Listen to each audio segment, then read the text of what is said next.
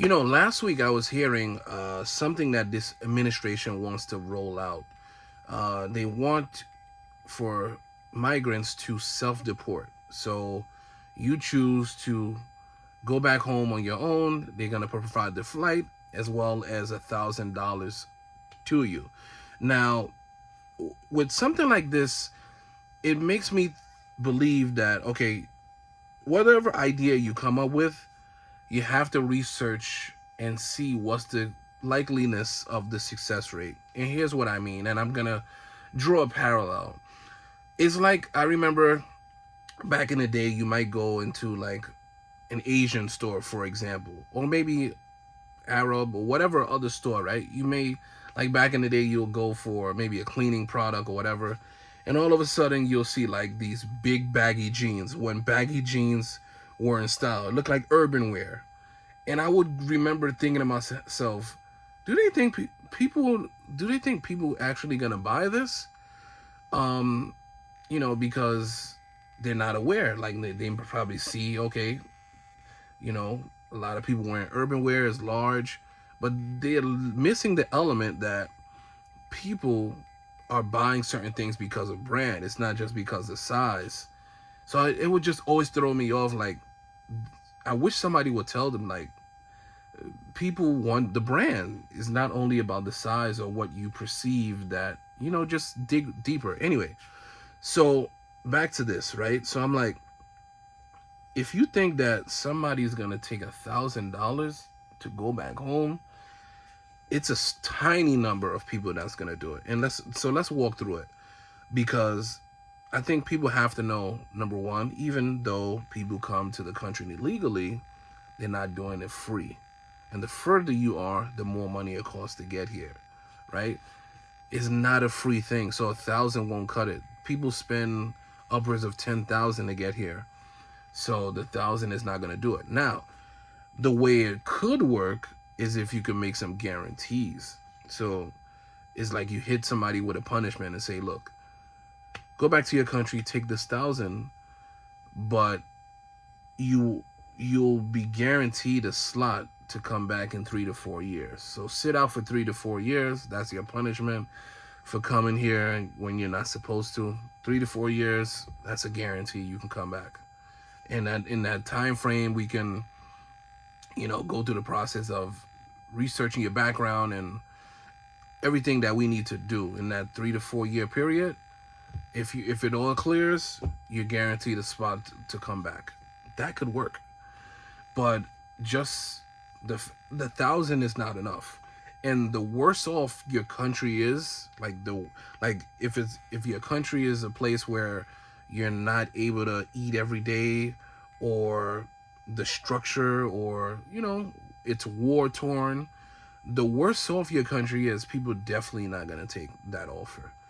A person who might take that offer is someone who's living okay in their country, because not everybody come here, they have a terrible life back home. It could be as simple as there's not job creation back home. So what if you have, somewhat of a working country? If there's no job creation to bring in income, then you start having to look outwards. And so that's what people do. They think about America, and it's a big country and there's more opportunities. Because even regular jobs abroad, even working at a supermarket, like, is everything you have to know somebody in order to get even a basic job, because there's not a lot of jobs. So yeah, so some people look outwards for job opportunity. Now a person like that, like I said, where their country is functional and they have a somewhat of a good life back home, they might take that 1,000 if they've been here for a few years. Is the grass doesn't appear to be green on the other side, meaning they can't even get um, permission to actually work here. So a person like that may be tired and fed up.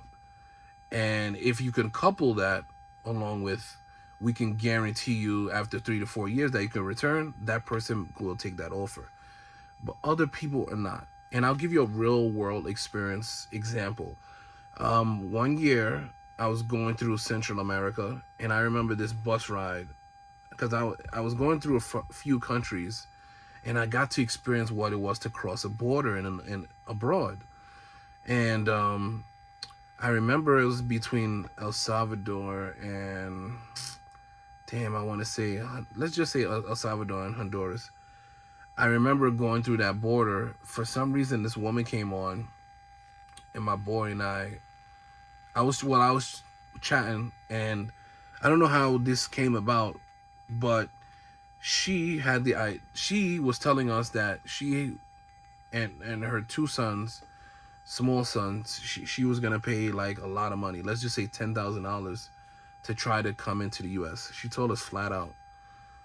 So people are paying a lot of money to take the journey. So when you're going through all these countries, people get robbed. There's a lot that goes on. People need money to spend. And let me tell you how it also happens. So people sell all their world possessions, and also they borrow money from people that they know. The people kind of look at them as an investment. If we could back if we could back you because you have this courage that you're going to take that journey, if we can back you, if you could just get there, if you could start working, um then we know we'll get money on the back end. So you have all these people funding and backing this person. So not only does this person give up their worldly possessions by selling it to get the cash, but they also borrow money. So they have to make money once they're here in order to pay back those debts to people. So it's not free. I think we just have this idea that people are just going country to country and they just entering for free. That's not the case. It's furthest from the case. People are borrowing money, and so they have to pay that back. So the 1,000 is not gonna cut it for that person. So yeah, I thought it was pretty interesting about that offer. The money's too small, and there's no guarantees that the person can re-enter. Like I said, at least offer the person, even if you say 5 years, we're gonna mandate that you stay out of the country for 5 years. In the meantime, we're gonna research you and see what kind of person you are. If that checks out, along with, we find out you didn't do anything here. If that checks out, we guarantee you a spot to come back here. You have to put those guarantees, but it's not gonna work otherwise. So that's just my thoughts. Let me know what you guys think about what I just said, because I know it is a hot topic right now, and things are heating up. Until next time, David Durang, No Frontier, over and out. See you.